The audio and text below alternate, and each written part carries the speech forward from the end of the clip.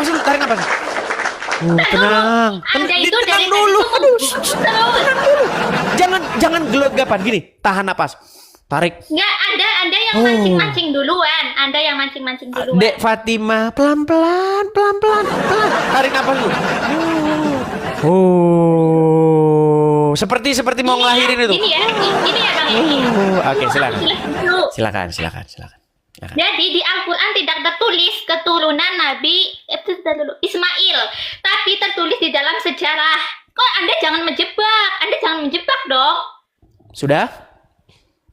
Sudah bicaranya, Neng Fatimah? Ya. Sudah, saya tanggapi ya. Begini, Neng Fatimah. Pertama-tama, Al-Quran itu mengatakan bahwasanya kitab Al-Quran itu adalah kitab yang sempurna, jelas, terperinci, menjelaskan segala sesuatu. Tapi ketika orang Islam ditanya tentang agama Islam, menunjukkan tentang siapa keturunan Ismail, kenapa yang dipakai kitab yang lain? Bukankah Al-Quran itu adalah... Sebentar Neng, sedikit lagi.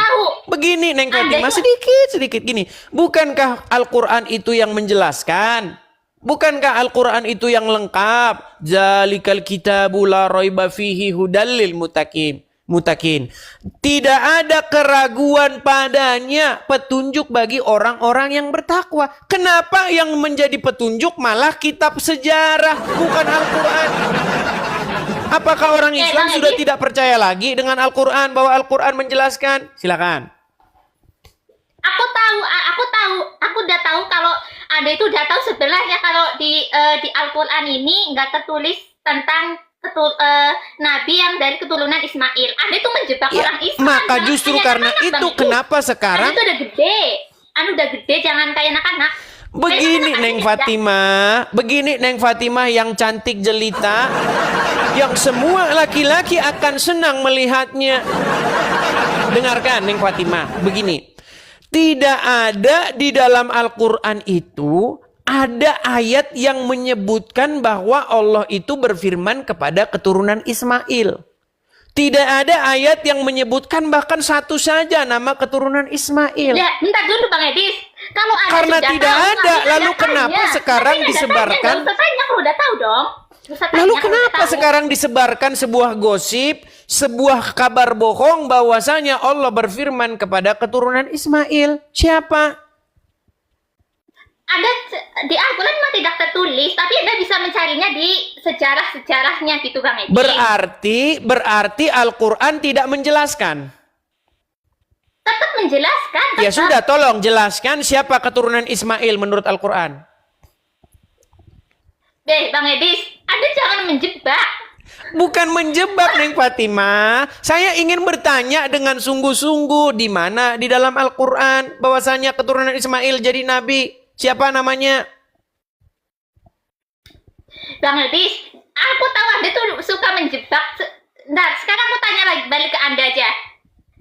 Anda sukanya nanya, tapi Anda nggak mau ditanya balik. Boleh seputar agama ini, seputar tema ini boleh. Coba Tuhan mengikat perjanjiannya dengan Abraham dan keturunannya. Nah, Abraham dan keturunan yang dimaksud di situ adalah yang berasal dari Ishak. Makanya Tuhan berfirman kepada Ishak, Tuhan berfirman kepada Yakub, Tuhan berfirman kepada keturunan Yakub. Ada di situ Musa. Lalu Tuhan berfirman lagi kepada bangsa Israel. Makanya selalu saja di dalam Al-Quran itu, ya Bani Israel.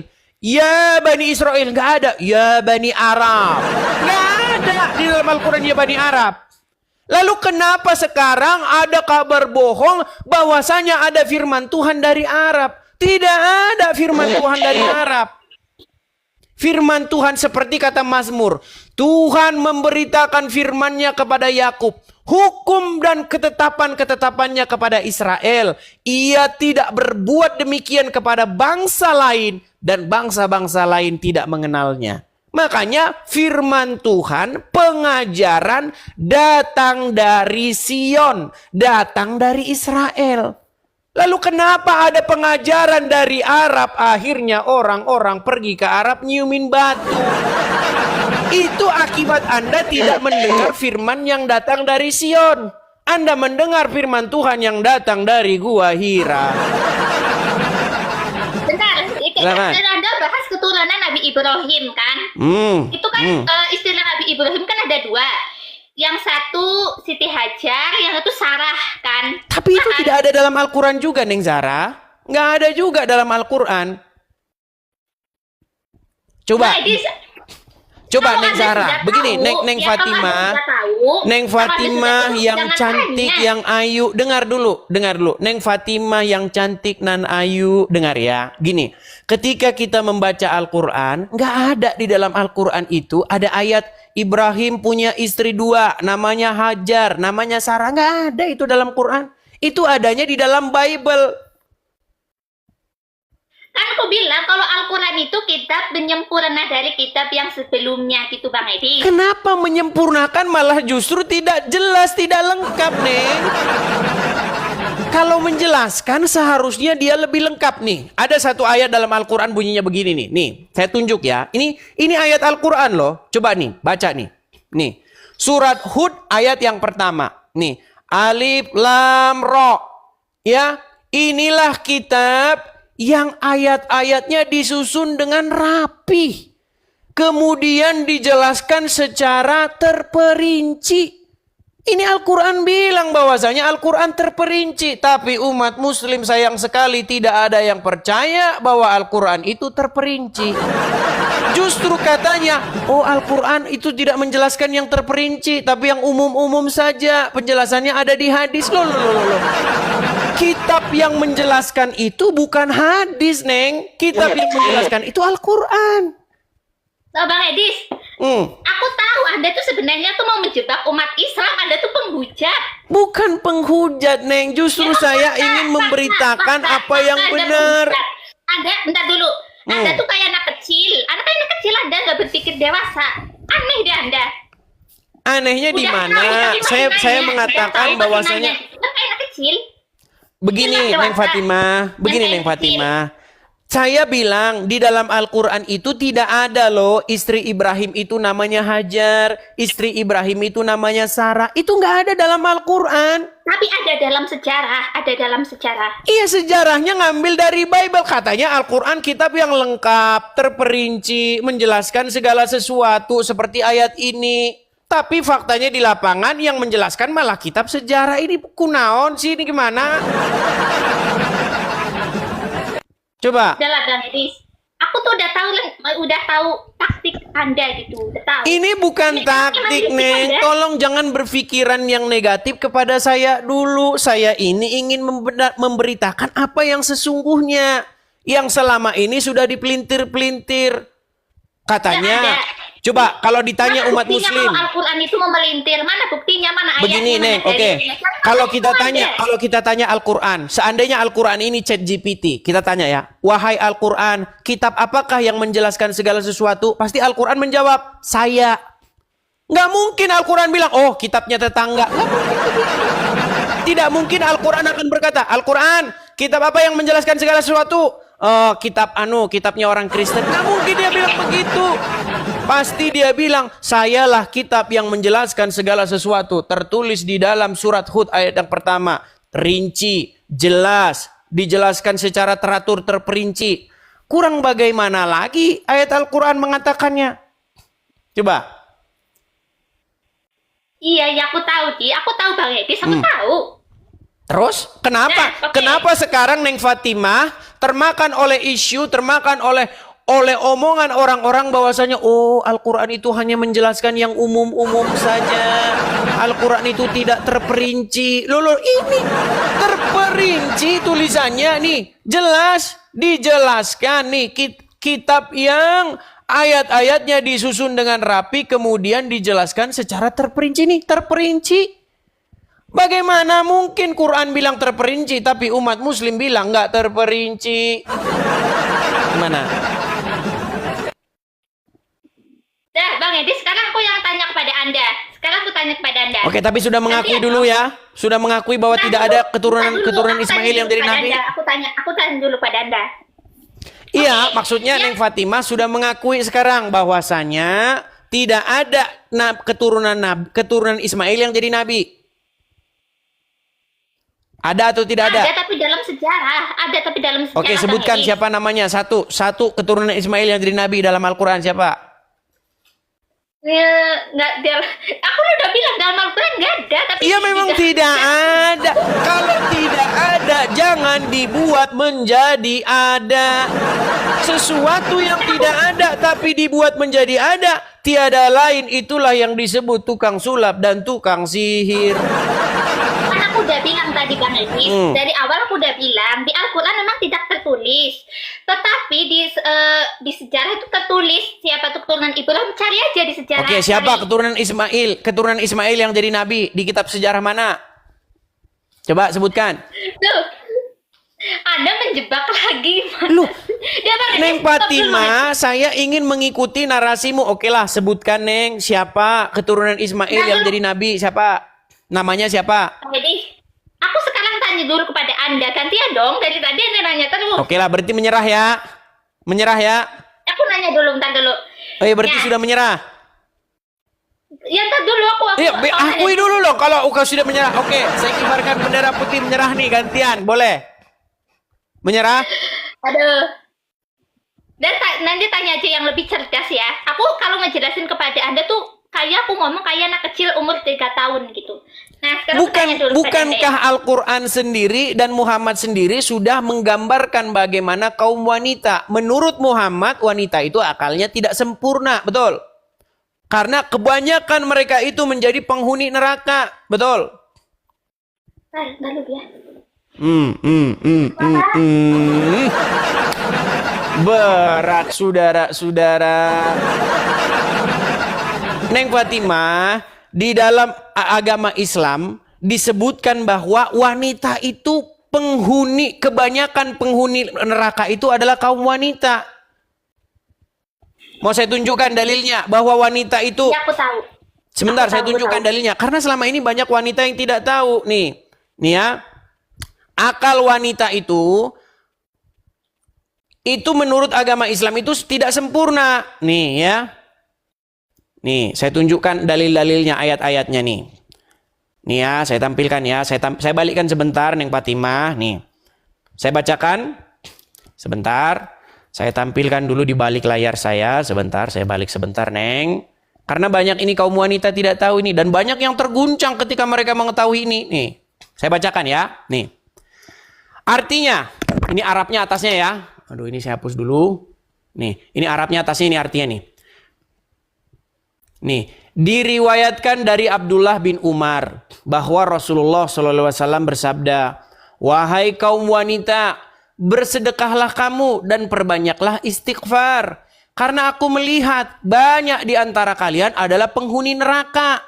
Lantas seorang wanita yang pintar, perhatikan ini. Seorang wanita yang pintar di antara mereka bertanya, "Wahai Rasulullah, kenapa kaum wanita banyak menjadi penghuni neraka?" Rasulullah SAW menjawab, "Kalian banyak mengutuk dan mengingkari." Maksudnya mengingkari pemberian nikmat dari suami.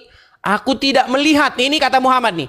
Aku tidak melihat kaum yang kurang akal. Nah ini perhatikan ini, kurang akal nih. Aduh, Fatimah dikatakan kurang akal.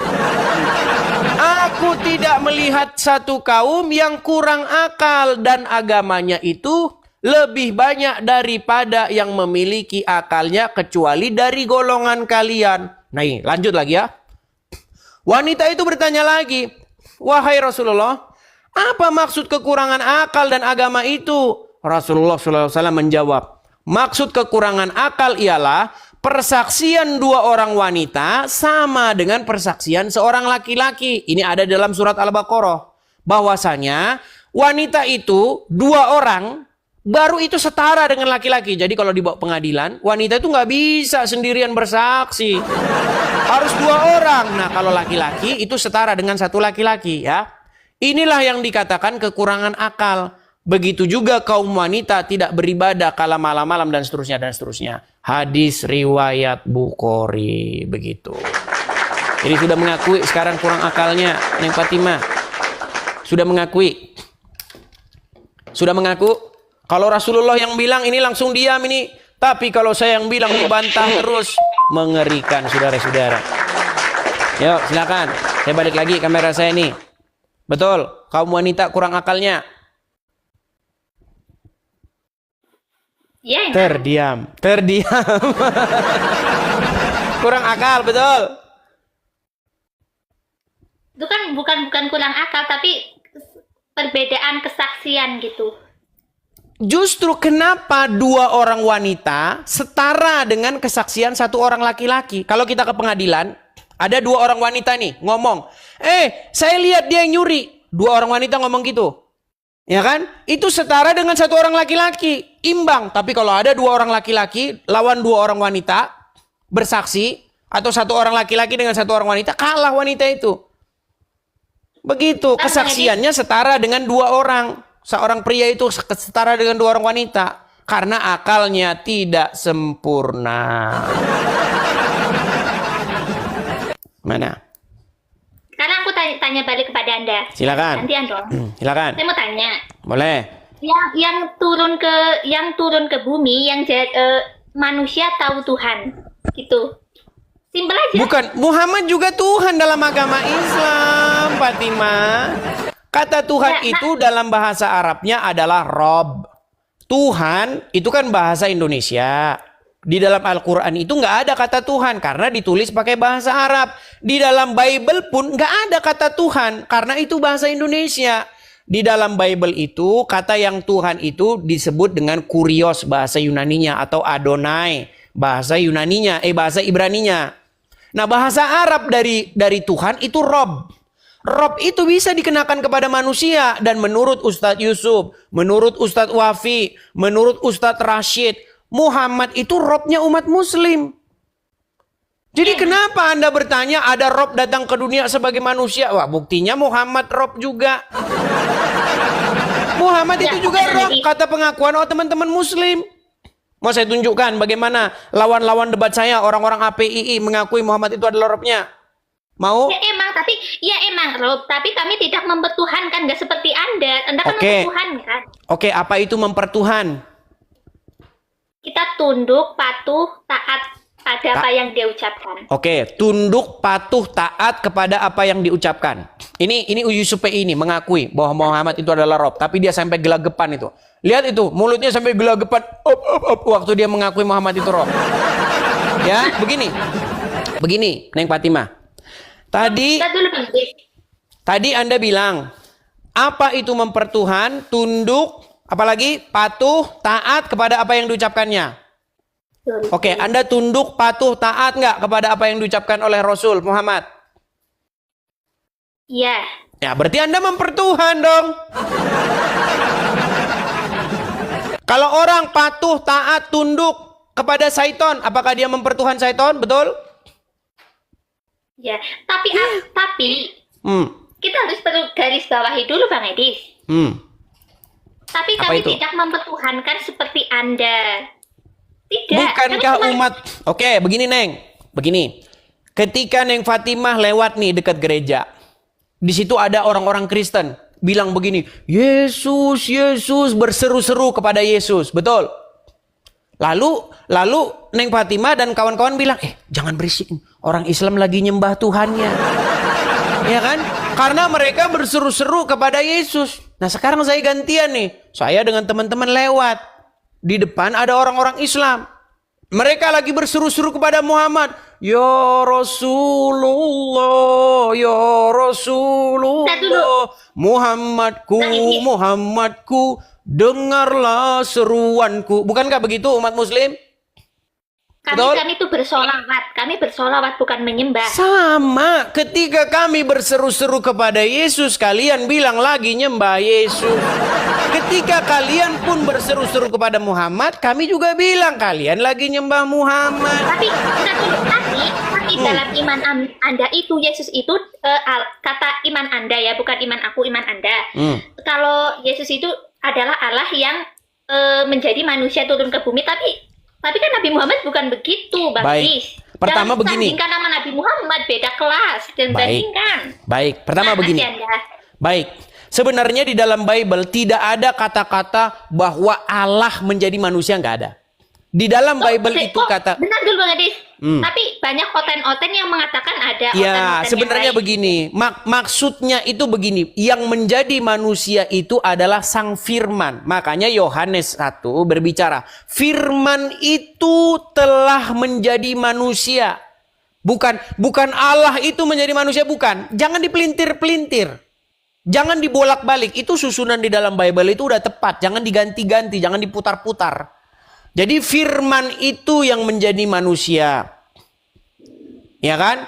Nah, kemudian kita harus patuh, taat, tunduk kepada sang firman itu. Karena firman itulah yang menggambarkan, yang mengejawantahkan sang Allah itu. Nah, di dalam agama Islam konsep seperti itu sebenarnya ada. Muhammad itulah yang mengejawantahkan bagaimana Allah itu. Makanya ketika kalian patuh kepada Muhammad, sesungguhnya kalian patuh kepada Allah, betul. Berarti kalau Anda menyamakan Yesus dengan Nabi Muhammad, jadi Yesus hanya sekedar utusan. Itu Bang Bukan Edi. hanya sekedar utusan, Muhammad pun bukan hanya sekedar utusan. Muhammad itu bukan sekedar utusan saja. Barang siapa yang patuh kepada Muhammad, taat kepada Muhammad, sama saja dengan patuh taat kepada Allah, betul? Betul. Iya, makanya Yesus berkata, barang siapa yang melihat aku, ia telah melihat dia yang mengutus aku. Nah, sekarang begini Neng Fatimah, yang mana yang lebih layak mengejawantahkan Allah? Apakah Muhammad, apakah Yesus? Muhammad tidak layak dia mengejawantahkan Allah. Kenapa? Karena beberapa kali Muhammad itu melakukan kesalahan. Sudah tahu apa-apa saja kesalahan Muhammad? Apa? Anda tahu bagaimana petani gagal panen dibuat Muhammad? Bang Edir. Hmm. Istighfarlah, Bang Edir. Begini Neng Fatimah, begini ya.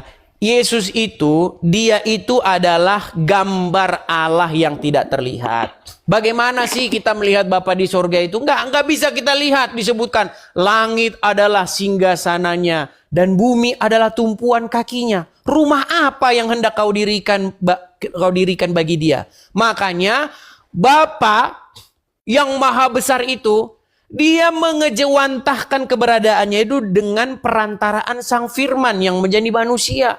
Makanya sesungguhnya ketika Neng Fatimah membaca firman itu kan Anda membayangkan Allah kan? Ketika Anda membaca firman Allah, Anda membayangkan Allah yang sedang berfirman di situ. Karena yang sampai kepada dimensi kita itu adalah perkataannya, firmannya. Firmannya itulah yang menuntun manusia. Makanya ada lagunya, firman-Mu pelita bagi kakiku, terang bagi jalanku. Jadi firman-Nya itu yang menuntun manusia. Siapa firman-Nya itu? Firman-Nya itu adalah Yesus, bukan Muhammad. Nah, ini sekarang kebanyakan orang Muslim malah mengikuti Muhammad, bukan mengikuti Yesus. Kalau mengikuti Muhammad sekarang ada dalam kubur, betul? Betul? Betul. Iya, sedangkan Yesus hidup, naik ke surga. Ayo, siapa yang layak diikuti? Yang naik ke surga atau yang turun ke kubur? Ayo, coba. Mana yang lebih pantas diikuti? Mana yang lebih pantas dijadikan suri tauladan? Apakah orang yang ada dalam kuburan atau orang yang naik ke surga? Coba. Aku ngomong dulu Bang Edi. Silakan. Silakan. Selama ini Anda sadar nggak? Anda buat komal kayak gini tuh lihat-lihat komenan di bawah. Ini menghina Islam. Di mana saya menghinanya, Neng Fatimah? Di mana saya menghinanya? Apakah betul Muhammad ada dalam kubur? Betul atau fitnah? Lihat di bawah. Bang Edi, lihat itu di komenan di bawah, lihat. Komennya terlalu kenceng, saya nggak bisa lihat. Nanti saya akan angkat moderator untuk memblokir orang-orang yang memaki-maki. Jangan maki-maki. Yang Islam kah, yang Kristen kah? Ayo kita diskusi, nggak usah maki-maki, nggak ada gunanya. Maki-maki itu hanya menunjukkan bahwa Anda itu putus asa, Anda tidak punya harapan. Nggak usah lah. Tapi kalau saya bilang, Neng Fatimah, Muhammad ada dalam kubur, apakah itu fitnah? Tidak. Tidak. Emang benar. Emang benar. Sekarang saya tanya, apakah Muhammad itu pemimpinmu? Betul sekali Bang Berarti Edi. berarti Neng Fatimah dipimpin oleh orang dalam kubur. Kan? Berat kan? Berat, saudara-saudara. Begini Neng Fatimah, jangan menyerahkan hidup kita ini dipimpin oleh mayat dalam kubur. Serahkanlah hidup kita ini dipimpin oleh Bapa di sorga dengan perantaraan firman-Nya. Oke. Dengan perantaraan sang firman, biarlah firman Tuhan itu menuntun kita kepada jalan yang lurus. Biarlah firman Tuhan itu menuntun langkah-langkah kita. Makanya kalau jadi orang Kristen ada lagunya. Tiap langkahku diatur oleh Tuhan. Langkah orang-orang Kristen, Kristen yang benar ya, karena banyak juga Kristen cuman KTP doang. Ya kan? Langkahnya diatur oleh Tuhan. Gimana caranya Tuhan mengatur langkah orang? Dengan firman-Nya, dengan sabdanya. Begitu. Coba. Bang Edis, bentar dulu. Aku Berat, mau cuma berat. mau nasehatin. Silakan. Silakan. Anda bilang kalau aku tuh dipimpin orang yang sudah mati itu kan. Oke, Kata sekarang Anda. saya tanya, apakah Anda dipimpin oleh Muhammad? Kan tadi sudah dijawab Bang Edis. Oke, ya. Iya. Apakah Muhammad sudah mati? Benar, sudah. Berarti Anda dipimpin Mati. orang-orang mati? Enggak juga. Tuh Karena kan, Nabi gimana Muhammad- begini Neng Fatimah. Neng Fatimah, pelan-pelan ya. Neng Fatimah ini dari aura-auranya ini orangnya cantik, ayu. Kok sayang sekali ini belum jadi orang Kristen. Asmiranda sudah jadi orang Kristen. Ayo. Asmiranda yang ayu gitu kan, cantik, udah jadi orang Kristen. Ini Asmiranda kapan menyusul? Gimana? Neng Fatimah, gini. Sekarang saya tanya nih. Ketika saya tanya, apakah Muhammad itu pemimpinmu? Neng Fatimah jawab, ya. Bentar dulu Bang Edis, aku ngomong dulu dong. Ya, Dari tadi silakan, saya silakan. ngomong. Dia Silakan. ngomong. Emang Nabi Muhammad itu sudah meninggal. Tapi Nabi Muhammad sebelum meninggal itu meninggalkan 2, Al-Quran dan hadis. Dan itu tidak pernah mati Bang Edis. Berarti yang memimpin umat muslim itu Muhammad atau bukan? Ya Muhammad dan Muhammad meninggalkan 2, yaitu hadis. Oke, berarti sosok Muhammad itu adalah pemimpin, betul? Betul banget. Sampai hari ini nggak Muhammad itu pemimpin? Sampai akhirat nanti Bang Edis. Oke, bahkan sampai nanti, sampai dunia ini berakhir, Muhammad adalah pemimpinnya umat Islam, betul? Pemimpin dan Oke. pemberi syafaat. Oke, dan Muhammad sudah meninggal, betul? Di mana? Dan Muhammad sudah meninggal, betul? Betul. Benar. Oke, berarti umat muslim dipimpin oleh orang yang meninggal dalam kubur, betul? Nah, kan berat kan? Makanya apa kata Yesus? Akulah kebangkitan dan hidup, kata Yesus. Maksudnya Yesus ya, saya nggak bilang diri saya. Apa kata Yesus? Akulah jalan dan kebenaran dan hidup, kata Yesus. Jadi yang layak dijadikan pemimpin, yang layak dijadikan orang yang menuntun Anda kepada hidup itu adalah Yesus. Yesus saja udah mati kok di tiang salib terputus. Yesus naik ke surga. Sekarang saya tanya, betulkah Isa akan datang ke dunia? Betul, ada di surah, ada. Oke, berarti dia hidup atau tidak? Bang Hadis, aku jelasin dulu. Nabi Isa diselamatkan oleh Allah ketika hendak disalibkan oleh Yahudi. Dia masih hidup Nabi Isa. Nanti Baik. akan turun menghakimi umat Kristen. Oke, baik. Sekarang begini. Ini adalah penipuan yang nyata nih. Saya mau buktikan nih kepada Neng Fatimah nih. Orang-orang hendak mencari-cari Isa atau Yesus dan ingin menyalibnya, betul? Betul banget, betul. Nah, lalu ketika orang-orang ingin menyalibnya, Allah membuat orang lain wajahnya diganti menjadi Isa atau Yesus, betul? Betul. Berarti orang tersebut ditumbalkan oleh Allah menggantikan Isa. Karena yang gini Bang. Enggak, dijawab dulu. Berarti dia ditumbalkan oleh Allah. Aku jelasin dulu Bang Edis. Anda jangan nyerocos dulu. Berat ini. Oke, silakan. Coba, ayo. Gini, yang disalib oleh yang disalibkan itu adalah pengkhianat Nabi Isa gitu Bang Edis. Enggak ada Bukan dalam Nabi Al-Quran Isa. itu, Neng Fatimah. Jangan menambah-nambahi apa yang tertulis dalam Al-Quran. Surat An-Nisa ayat 157, wa ma qataluhu wa ma salabuhu walakin syubbiha lahum. Enggak ada di situ dibilang bahwa yang disalibkan itu adalah orang yang berkhianat. Enggak ada. Jangan ditambah-tambahi, jangan memfitnah Al-Qur'an, jangan menambah-nambahi Al-Qur'an, enggak disebutkan di situ. Yang disebutkan yang mereka salib itu adalah yang diserupakan. Betul? Betul. Oke, Bang, ya, iya, berarti sekarang begini, Neng. Orang-orang ingin menyalibkan Isa atau Yesus, lalu ada orang mukanya dibuat jadi Isa atau jadi Yesus, dan itulah yang disalibkan. Sekarang begini, Neng, kesimpulannya. Berarti orang-orang tertipu, betul? Kalau ada orang-orang tertipu, berarti ada penipunya, betul? Sebentar, pelan-pelan, Neng. Ini penting. Kalau orang-orang tertipu, berarti ada penipunya, betul? Oh, Anda menjebak ini kelihatan banget. Enggak menjebak, Neng. Saya ini berpikir secara logis. Kok menjebak gimana? Masa ketika saya ingin mengajak logis malah menjebak? Anda udah bilang. Nanti pokoknya aku tahu taktik tuk Anda gitu, Bang Edis. Menjebak, kan nggak tahu. Neng, menjebaknya di mana? Saya kan hanya berpikir logis. Kalau ada orang-orang yang tertipu, berarti ada penipunya, betul? Secara logis, betul nggak? Gitu, kan nanti Anda bilang pasti Allah yang menipu gitu, pasti gitu. Enggak, saya nanya dulu nih. Kalau ada orang-orang, sekelompok orang tertipu, berarti ada penipunya, betul? Ya, betul. Oke, siapa penipunya? Berat, saudara. Berat. Makanya begini, Neng. Di dalam Injil yang sudah datang 700 tahun sebelum Al-Quran datang, Yesus itu bukan seorang pengecut yang lari dari penyaliban, tidak. Yesus hadapi penyaliban itu, dan ketika Yesus wafat di kayu salib, itulah kemenangannya. Dia taat sampai pada matinya. Dia taat sampai mati.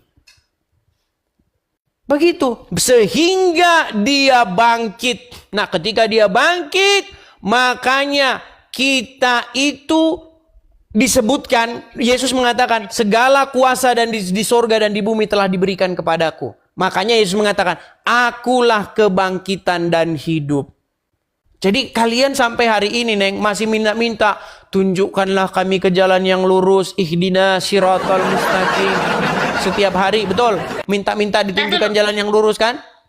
Katanya Bang Edis belajar Al-Quran selama 13 tahun. Kurang lebih selama 13 tahun saya belajar. Berarti Anda hafal ayat-ayat Al-Quran dong tanpa membacanya lagi? Ya, cuman hafal-hafal surat-surat pendek saja. Misalnya begini nih, saya tutup mata saya ya, dan nih, saya tutup nih. Nanti disangkain lihat Google kata Juma. Nih, misalnya begini. Misalnya surat Al-Ikhlas. Qul huwallahu ahad, Allahu samad, lam yalid wa lam yulad wa lam yakul lahu kufuwan ahad. Tuh Al-Ikhlas. Hafal nggak? Betul? Coba Betul. bacain surah Al-Baqarah deh, Bang Edis. Al-Baqarah, baik. Kita tutup lagi ya.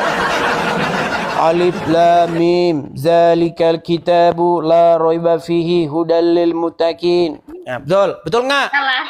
Loh, Bukan. salah lagi. Tapi begini, Neng, ini poin pentingnya gini. Ketika saya lihat muslim-muslim membaca Al-Quran, mereka itu malah menghafal-hafal huruf Arabnya. Ketika mereka baca, mereka tidak tahu apa yang mereka baca. Makanya saya ingin merubah nih pola pikir. Pola pikir yang selama ini dipikirkan oleh orang Islam. Ketika baca Quran, baca Arabnya dapat amal. Bukan begitu. Bang Edis, makanya jangan jadi penyembah manusia. Jadi otaknya nggak kayak gitu ya, Bang Edis. Justru begini. Yang menjadi penyembah, bahkan penyembah mayat dalam kubur. Saya tanya dulu, apa sih menyembah bahasa Arabnya? Coba saya tanya. Kan tadi udah dijelasin Bang Edis, yang jelas-jelas menyembah dan mencium-cium patung adalah umat Anda, bukan umat Begini, Islam. oke, baik, saya jawab. Saya jawab. Bang Edis, aku jawab dulu. Begini. Bang Edis. Kami umat Islam, apa kami menyembah tuh ada di depannya ada patung? Tidak ada. Baik. Pertanyaan bagus. Baik. Begini, Neng. Begini. Saya melihat banyak orang-orang, ini saya harus bicara ya. Kita ini juga harus melihat juga kepada diri kita. Gini. Di dalam Kristen itu memang ada berbagai macam golongan. Ada golongan yang dia itu sujud-sujud, nyembah-nyembah, dia itu bersujud begitu di hadapan patung. Ada oknum-oknum seperti itu, ada. Tetapi itu bukan yang diajarkan dalam Bible. Di dalam Bible, bagaimana? Jadi kenapa Anda tidak mengingatkan saudara-saudara? Justru saya mengingatkan. Di dalam Bible dikatakan, jangan ada padamu patung yang menyerupai apapun, baik yang ada di langit, di bumi, di bawah bumi, untuk sujud kepadanya. Jangan ada padamu. Gak boleh. Bentar dulu nih Bang Edis. Makanya begini Neng Fatimah. Makanya datang ke gereja saya, nggak ada di situ patung, boro-boro patung, kagak ada. Karena memang dilarang untuk sujud kepada patung-patung tuangan manusia, nggak boleh. Bang Edis, yang di Konoha ini mempercayai Bible enggak yang di Konoha ini? Ya tentu saja dong, orang-orang Kristen. Nah, oke. Kenapa kalau dia mempercayai Bible, katanya di Bible tidak tertulis untuk jangan membuat berhala, kenapa di Konoha dibuat berhala? Berarti karena dia tidak baca. Makanya saya bilang banyak orang Kristen yang KTP-nya saja. Jadi ketika justru begini Neng, Anda harus bisa bedakan apa kata Bible dengan apa kata orang. Kalau kata orang, oh ini saya boleh nih begini-begini kepada patung. Nggak boleh, Bible nggak boleh begitu. Nggak boleh. Makanya banyak teman-teman saya begini, saya ada beberapa mualaf nih.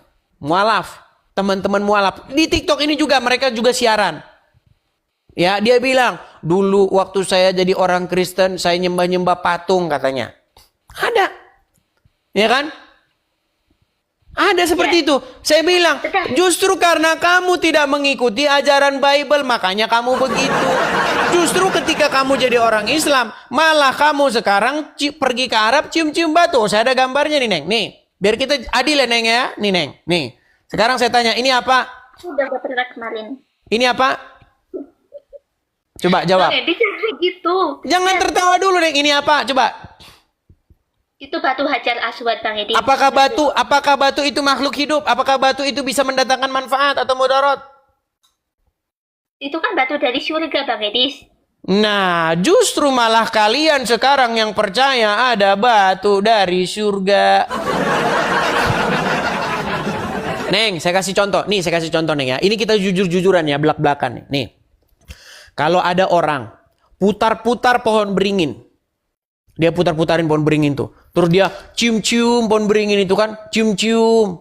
Terus kemudian dia melambaikan tangan kepada pohon beringin itu ya. Aku memenuhi panggilanmu.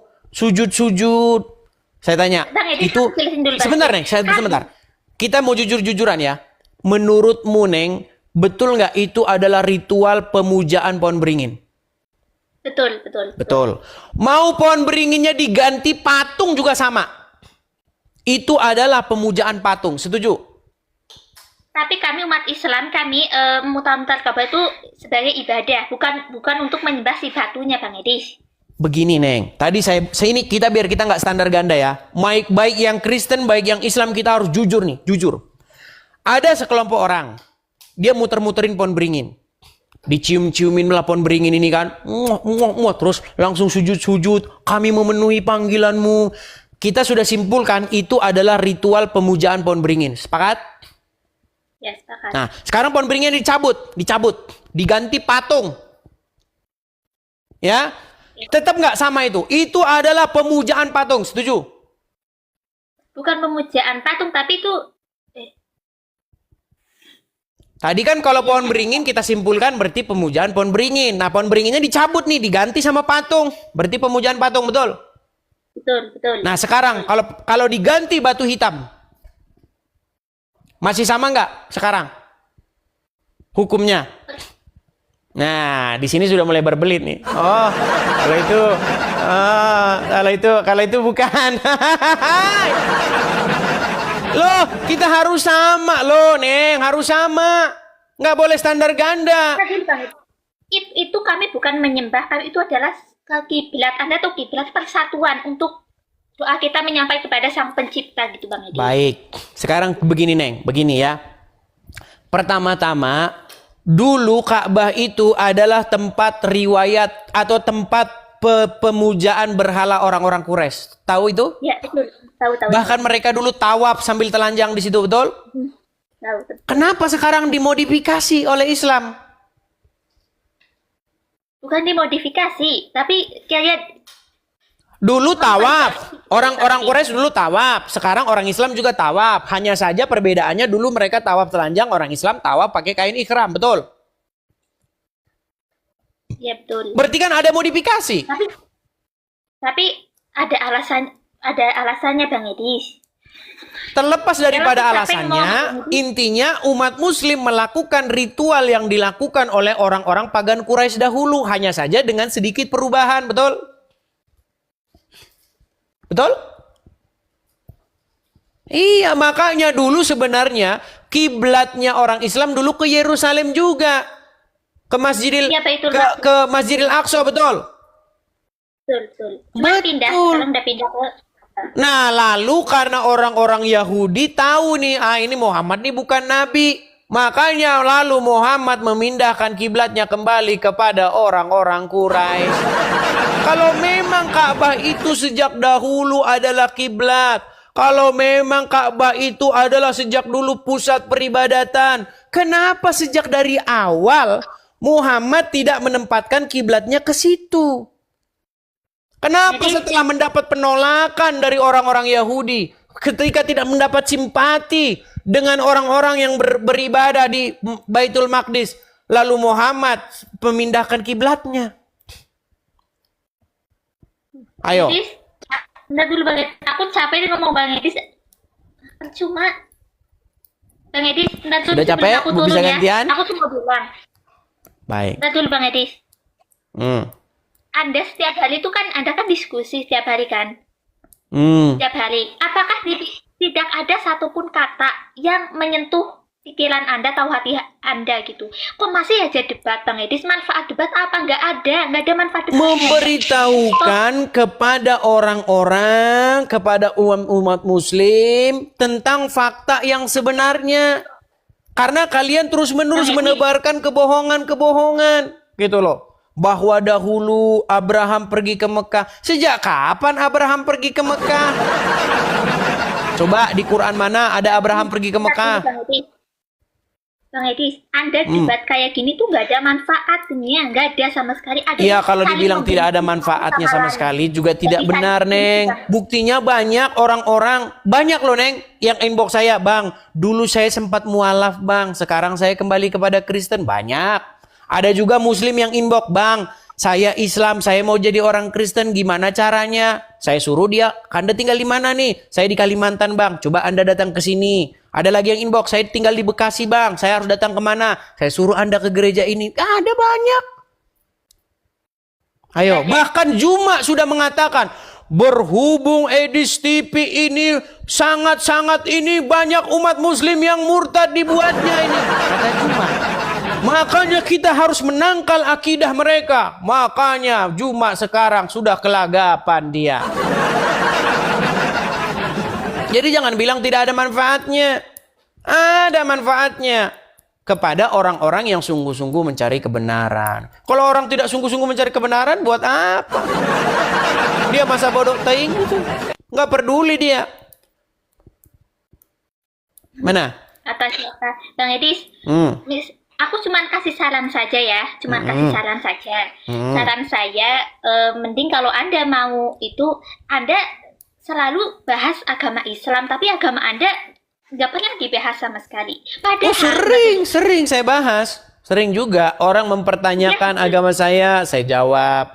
Saya tanya balik agama Islam. Cuman saya ini kalau ibarat pemain bola, memang kebanyakan itu striker. Ada juga itu seperti si siapa? Ada juga pendebat-pendebat Kristen, dia yang lebih cenderung dia menjawab banyak. Kan orang karakter beda-beda, nggak sama karakternya. Bang Edis, udahlah aku mau turun aja. Oke, terima kasih Neng sudah mampir ke sini. Nanti bakalan banyak yang inbox tuh. Besok kabarin saya ya. Saya gara-gara naik di channelmu banyak orang Islam nih marah-marah sama saya. Betul nggak? Betul? Ya. Iya betul. Iya, saya bilang juga apa. Pasti banyak yang inbox soalnya setiap orang datang ke sini Muslim, kamu nggak berilmu, berani-berani kamu datang ke sana. Betul nggak, kemarin aku kan sempat naik kemarin itu kan. Sama. Tapi aku biarin aja. Aku cuman naik, cuman mau ngasih tahu aja. Kalau ada bikin komal kayak gini tuh yang ada penghujatan. Begini Neng Fatimah, saya bahkan menantang kalau ada sempat terbukti saya memfitnah, tidak perlu bikin laporan polisi. Capek Anda bikin laporan polisi. Saya lompat dari Monas, sudah saya bilang kalau saya terbukti memfitnah. Coba Neng tunjukin di mana saya pernah memfitnah ketika saya membahas agama Islam. Anda tidak memfitnah, tapi komal Anda membuat tuh hujatan-hujatan. Nah kalau itu salah mereka. Kalau seperti itu yang saya bilang salah mereka, Neng. Kemarin memang banyak yang ngomong sama saya, Bang, itu di kolom komentar banyak orang yang ini. Masalahnya ini komen ini kebut banget dia, saya nggak lihat. Kebut sekali dia komentarnya. Ini ada 16.000. Yang komen semua orang komen, saya mau lihat yang mana ini. Kacamata Anda, jangan penakut, bukan kacamata Anda. Ada syaratnya, Neng. Ini kacamata akan saya buka ketika Zuma membuka maskernya. Setuju? Kalau Zuma membuka maskernya, saya akan buka kacamata. Tinggal diatur kapan waktunya, ketemukan saya dengan dia, saya diskusi lepas kacamata, dia buka masker. Sudah saya tantang dia, tapi dia tidak berani. Ada videonya saya upload di tempat saya. Sampai dia terbengong-bengong begini ngeliat saya. Satu-satunya pria bercadar. Seharusnya yang bercadar itu kaum wanita. Tapi pria bercadar adalah Zuma. Iya, kaum pria bercadar itu. Namanya palsu, Zuma, Zulkifli M. Abbas. Masa palsu? Mas, ada organisasi namanya APII. Pemimpinnya pakai nama palsu. Makanya justru saya ini mengkritik kepada kalian kaum muslimin wal muslimat. Kenapa kalian ini ada organisasi